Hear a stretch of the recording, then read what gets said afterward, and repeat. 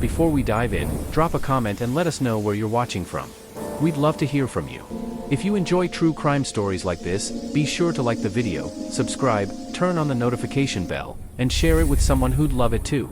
September 30th, 1888. London's Whitechapel district. The fog rolled through the cobblestone streets like a living creature, thick and suffocating, swallowing the gaslight glow from the few working lamps that remained. In this maze of poverty and desperation, where the living worked alongside the dying, a woman's scream tore through the darkness. Then, silence. Catherine Eddowes lay in Mitre Square, her body positioned with deliberate care, her face turned toward the sky as if looking for salvation that would never come. Police Constable Edward Watkins discovered her at 1:45 a.m. during his regular patrol. He had walked this exact route just 15 minutes earlier. The square had been empty. Now, it was a scene of unimaginable horror. The killer had worked with surgical precision. Catherine's throat had been cut so deeply that her head was nearly severed.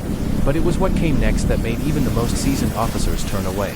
The mutilations were methodical, calculated, performed with knowledge that suggested medical training. Her organs had been removed with expert skill.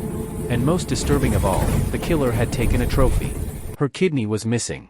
This was the fourth victim in less than 2 months. The press had already given the murderer a name that would echo through history: Jack the Ripper. Detective Inspector Frederick Abberline stood over Catherine's body as the first light of dawn began to creep across the sky. At 45 years old, Abberline had seen everything the underbelly of London could offer. Thieves, gangs, murderers driven by rage or greed. But this was different. This killer wasn't motivated by money or passion. This was something else entirely. Something calculated and cold. "He's escalating," Abberline muttered to Sergeant George Godley, who stood beside him, notebook in hand. 2 murders in one night. First Elizabeth Stride on Burner Street, now this. He was interrupted with Stride, couldn't finish his work. So he found Catherine and completed what he started. Godley's face was pale. "What kind of man does this, sir?" Abberline didn't answer. He couldn't. Because the truth was, he didn't know. And that terrified him more than anything. The previous victims had all been women working the streets, women society had forgotten. Mary Ann Nichols, found on Bucks Row with her throat slashed and abdomen torn open. Annie Chapman, discovered in the backyard of 29 Hanbury Street, her intestines deliberately placed over her shoulder. Dark Annie, they called her. Now Catherine Eddowes joined their ranks, another name on a list that was growing too long. The killer left no fingerprints, no witnesses, no clear motive. He vanished into the fog like a ghost, leaving only carnage in his wake. The only clues were the letters. Letters written in red ink, signed Jack the Ripper, sent to the police and newspapers, mocking the investigation, taunting the authorities. From hell, one letter began, arriving at the home of George Lusk, chairman of the Whitechapel Vigilance Committee. Inside the package was half of a human kidney, preserved in wine. "I send you half the kidney I took from one woman," the letter read. "T'other piece I fried and ate. It was very nice." The city erupted in panic. Women refused to walk alone after dark. Vigilante groups formed, hunting for anyone who looked suspicious. The police were overwhelmed, following hundreds of leads that went nowhere. Theories spread like wildfire. Was the killer a doctor? A butcher? A member of the royal family, as some whispered in dark corners? Abberline worked 18-hour days, interviewing witnesses, examining crime scenes, chasing shadows. He focused on men with medical knowledge, those who knew anatomy, who could perform such precise cuts in near-total darkness within minutes. The list was long. Too long. Then came the breakthrough, subtle and almost missed. At the Catherine Eddowes crime scene, officers found a piece of her bloodied apron, cut and discarded. But it wasn't found in Mitre Square. It was discovered in a doorway on Golston Street, a 10-minute walk away. Above it, written in white chalk on the wall, was a message: "The Jews are the men that will not be blamed for nothing." Sir Charles Warren, the Metropolitan Police Commissioner, ordered the message erased before dawn, fearing it would incite anti-Semitic riots in the heavily Jewish neighborhood. Abberline protested, knowing it could be their only direct communication from the killer. But orders were orders. The message was wiped away, lost forever. Weeks passed. The investigation stalled. Then, on the morning of November 9, 1888, a rent collector named Thomas Bowyer knocked on the door of 13 Miller's Court, a small room rented by a woman named Mary Jane Kelly. When she didn't answer, he peered through the broken window. What he saw would haunt him for the rest of his life. Mary Kelly's body lay on the bed, illuminated by the pale morning light filtering through torn curtains. This time, the Ripper had taken his time. Hours, the doctors would later estimate. The mutilations were beyond comprehension, a frenzy of violence that defied explanation. Her heart was missing, taken by the killer. The room was painted in blood. Abberline arrived at the scene, pushing through the crowd that had already gathered. He stepped inside the small room, and for the first time in his career, he felt true despair. Because he knew, standing there in that blood-soaked chamber, that they were dealing with something unprecedented. Something that might never be caught. But when they searched Mary Kelly's belongings, looking for any clue, any connection to the killer, they found something that changed everything. Hidden beneath her mattress was a leather journal, its pages filled with names, dates, and locations. And at the center of it all was a symbol, drawn repeatedly, obsessively. A symbol that connected Mary Kelly to someone no one had suspected. Someone who had been part of the investigation all along. The leather journal was small, worn at the edges, its pages yellowed and stained. Detective Inspector Abberline held it carefully, as if it might disintegrate in his hands. Sergeant Godley stood beside him in the cramped evidence room at Scotland Yard, watching as his superior slowly turned each page, his expression growing darker with every revelation. "This changes everything," Abberline whispered, his finger tracing the symbol that appeared again and again throughout Mary Kelly's journal. It was a medical insignia, crude but unmistakable. Beneath it, names. Dozens of names. Some crossed out. Some circled. And beside each name, a location in Whitechapel. She was keeping records, Godley said, leaning closer. But records of what? Of clients, Abberline replied, his voice heavy. Mary Kelly wasn't just working the streets randomly. She had regular patrons. Men of means. Men who paid well for discretion. He pointed to a series of entries from August and September. Look at the dates. These correspond with the nights the other women were killed. Godley's eyes widened. You think she knew the killer? I think she knew exactly who he was, Abberline said. And I think that's why she died last. He needed to silence her. The symbol appeared most frequently next to one particular name, written in Mary's neat handwriting, Dr. M. Beneath it, she had written an address, 82, Whitechapel Road, and a single word, dangerous. Within the hour, Abberline and 6 constables surrounded the building on Whitechapel Road. It was a modest medical practice, the kind that served the poor of the East End, asking few questions and charging even less. The sign outside read, Dr. Michael Morrison, surgeon. All hours. They found the door unlocked. Inside, the waiting room was empty, chairs arranged neatly, medical diagrams hanging on the walls. Everything appeared ordinary, almost peaceful. But the air carried something else, something Abberline's instinct screamed at him to recognize. The metallic tang of blood, faint but present, mixed with the sharp smell of carbolic acid used for disinfection. Dr. Morrison, Abberline called out, his hand resting on the truncheon at his belt. Metropolitan Police. We need to speak with you. Silence answered him. The constables fanned out, searching the rooms. Godley moved toward a door at the back, marked surgery. He pushed it open slowly, and what he saw made his breath catch in his throat. The surgery was immaculate. Too immaculate. Surgical instruments were arranged on a metal tray with obsessive precision, each blade gleaming under the gaslight. Scalpels, bone saws, forceps, all cleaned and polished to perfection. But on the floor, partially hidden beneath the operating table, was a leather doctor's bag. Godley opened it with trembling hands. Inside were blood-stained surgical gloves, a surgeon's apron splattered with dried blood, and wrapped in cloth, preserved in a glass jar, was a human organ. A heart. Sir, Godley's voice cracked. You need to see this. Abberline entered the surgery, looked at the bag's contents, and felt his stomach turn. Where is he? They searched the entire building. 3 floors, every room, every closet. Dr. Michael Morrison was gone. But in his private study on the 3rd floor, they found his masterpiece. The walls were covered in anatomical drawings, detailed sketches of the human body with specific organs highlighted. And beside each drawing, newspaper clippings. Articles about the Ripper murders, each one annotated in neat handwriting with corrections, critiques of the press's descriptions of the wounds. He was studying his own work, Abberline said, disgust thick in his voice. Reviewing it like a student reviews an exam. But it was what they found in the desk drawer that revealed the true horror. Letters. Dozens of them. Drafts of the messages sent to the police and press, some never mailed, all written in the same hand. And beneath them, a list. A list of names. Women's names. 5 were crossed out, Mary Ann Nichols, Annie Chapman, Elizabeth Stride, Catherine Eddowes, Mary Jane Kelly. 3 names remained uncrossed. He's not finished, Godley breathed. Dear God, he's planning more. Abberline immediately ordered every constable available to find the 3 women on the list. Descriptions were circulated, officers dispatched to every corner of Whitechapel. The city was put on high alert. But finding 3 women in the labyrinth of East London, where people disappeared into shadows and asked no questions, was like searching for ghosts. Meanwhile, Abberline dug deeper into Dr. Morrison's background. What he discovered painted a picture of a man who had slowly descended into madness. Morrison had been a respected surgeon once, trained at London Hospital, skilled and promising. But 3 years earlier, his wife had died during childbirth, along with their infant son. The attending doctors had made mistakes, Morrison believed. Mistakes that cost him everything. He began drinking, lost his position at the hospital, and opened his small practice in Whitechapel. Colleagues reported that he had become obsessed with surgical precision, with the idea that most doctors were incompetent butchers.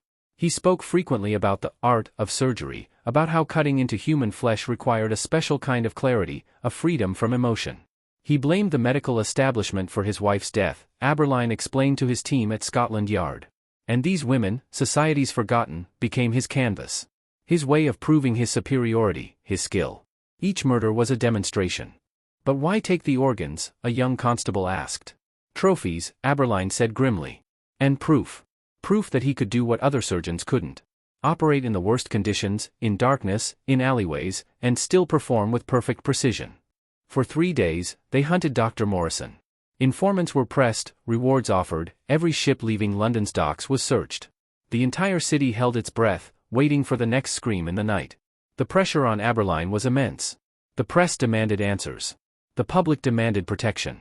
And somewhere in the fog-shrouded streets of London, a killer with a list of names walked free. Then, on the 4th night, November 13th, a message arrived at Scotland Yard. It was delivered by a street child who couldn't describe who had given it to him, only that it was a man in a dark coat. The message was written on expensive paper, in that familiar, neat handwriting. Dear Detective Inspector Abberline, you have found my workshop, but you will never find me. I am already gone, beyond your reach, beyond your primitive justice. But I leave you with a gift. One final lesson. Tonight, at midnight, I will complete my work. 3 more demonstrations of the art you are too blind to appreciate. You cannot stop what has already begun. Yours in perpetuity, Jack. Abberline's blood ran cold. He looked at the clock on the wall. It was 10:47 p.m. They had just over an hour. Mobilize every man we have, he ordered. Every constable, every detective. Flood Whitechapel. Find those 3 women before he does. The streets filled with police, but Whitechapel was a maze of over 30,000 souls, most living in desperate poverty, many working through the night. Finding 3 specific women seemed impossible. Officers ran from corner to corner, showing sketches, asking questions that were met with suspicious silence or genuine ignorance. Midnight came and went. Then 12:15. 12:30, nothing. No screams. No bodies. Had Morrison been bluffing? Was this another game, another way to mock the police? Then, at 12:47 a.m., a constable's whistle pierced the night air. The signal for help. Abberline ran toward the sound, his heart pounding, his breath coming in gasps. He turned onto Dorset Street, and there, standing under a flickering gaslight, was the constable, his face white with shock. "Sir," the constable stammered. "You need to come. Now." They found the building at the end of Dorset Street, an abandoned warehouse scheduled for demolition. The door hung open, creaking in the cold November wind. Abberline entered with his truncheon drawn, Godley and 4 constables behind him, their lamps casting long shadows on the walls. The warehouse was empty except for one thing. In the center of the vast space, arranged in a perfect triangle, were 3 wooden chairs. And sitting in each chair, bound but alive, were the 3 women from Morrison's list. They were gagged, terrified, tears streaming down their faces. But they were breathing. They were alive. Abberline rushed forward, cutting their bonds, pulling the gags free. "You're safe," he said. "You're safe now." But as the women collapsed into the arms of the constables, sobbing with relief, Abberline noticed something that made his blood freeze. On the floor between the 3 chairs, written in white chalk, was a message. "I could have. But I chose mercy. Can you say the same? The real monsters wear badges, not surgical gloves. Find me if you can. But ask yourself, Inspector, who is the real Ripper? The one who kills with a blade? Or the society that creates the conditions where such killings become possible? Your move. Jr." Abberline stood there, staring at the message, his mind racing. Morrison had been here. Had set this up. Had placed these women here like pieces on a chessboard. But he had spared them. Why? Then Godley's voice cut through his thoughts, urgent and afraid. "Sir, there's something else. Look. In the corner of the warehouse, partially hidden in shadow, was a doctor's bag. The same one they had found in Morrison's surgery. Abberline opened it with shaking hands, and inside was a single item. A train ticket. Destination, Southampton. Departure, 11:30 p.m., November 13th. The ticket had already been used. The stamp was clear. Southampton, Abberline whispered. The port. Morrison wasn't in London anymore. He had fled. And from Southampton, ships departed daily to America, to Europe, to the far corners of the British Empire. He could be anywhere. He could be gone forever. But then Abberline noticed something else about the ticket. In the margin, written in tiny letters, was a single word that changed everything they thought they knew about Jack the Ripper. A word that meant the nightmare was far from over. The word written on the ticket was simple, almost innocent in its brevity: beginning. Abberline stared at it until his vision blurred, until the letters seemed to dance in the lamplight. Beginning. Not end. Not farewell. Beginning. The implication was clear and terrifying. Dr. Michael Morrison didn't see his escape as a conclusion. He saw it as a new chapter. Get a telegram to Southampton immediately, Abberline ordered, his voice tight with urgency. I want every ship that departed last night searched. Every passenger manifest examined. And contact the ports in New York, Liverpool, and Le Havre. If Morrison boards a ship, I want to know about it. But even as he gave the orders, Abberline knew they were too late. Morrison had planned this perfectly, timing his final message to arrive just as his train departed, giving himself hours of head start. By now, he could be on a steamship crossing the Channel, or hiding in Southampton's maze of boarding houses, or already using a false name on a vessel bound for America. The three women, once their initial shock subsided, provided crucial information. They had been approached separately over the course of the previous week by a gentleman offering them substantial money for what he called medical research. He promised they would simply need to sit still for an hour while he conducted measurements and observations. Nothing harmful, he assured them. Just science. He was kind, one of the women, Sarah Collins, told Abberline through trembling lips. Spoke softly, like a real gentleman. Said he wanted to help women like us, find ways to improve our lives through medicine. We met him at different times, different places. He told each of us to come to the warehouse at midnight on November 13th, said there would be others there, that it was safe. When we arrived, he was waiting, another woman, Emma Harrison, continued. Had tea prepared for us. We drank it, and then everything went fuzzy. When we woke up, we were tied to those chairs, and he was gone. The tea had been drugged, likely with laudanum or chloral hydrate, common enough substances that any doctor would have access to. Morrison had sedated them, positioned them, and left them as his final statement. A demonstration that he could kill but chose not to. That mercy was his to grant or withhold. It's a God complex, Abberline said to Godley as they rode back to Scotland Yard in the early morning hours. He's not just killing. He's making decisions about life and death. Playing judge, jury, and executioner. And now he's taken that twisted philosophy somewhere else. The investigation into Dr. Morrison's disappearance consumed the next 2 weeks. Scotland Yard worked with police forces across Europe and America, circulating descriptions and photographs. But Morrison seemed to have vanished completely. No ship's manifest listed his name. No boarding house keeper recognized his photograph. No witness came forward with credible information. Then, on November 28, a letter arrived at Scotland Yard.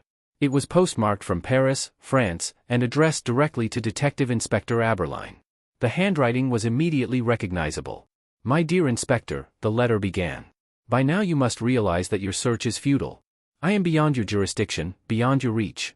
London was merely my education, my training ground. But the world is full of forgotten souls, of women society deems expendable. And I have so much more to teach. Abberline's hands shook as he read.